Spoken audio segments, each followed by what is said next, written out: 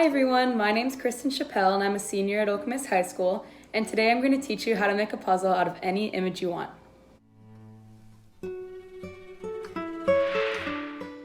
For my puzzle, I use my printer to print off this image, and a fun fact is that this is A Starry Night by Vincent van Gogh. A fun fact about me is that Vincent van Gogh is my favorite artist.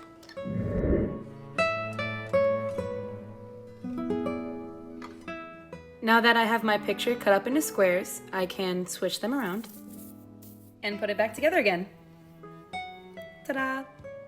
Now you know how to make a puzzle all on your own at home using cool images from artists like Vincent van Gogh. You can read all about Vincent van Gogh at your school's library.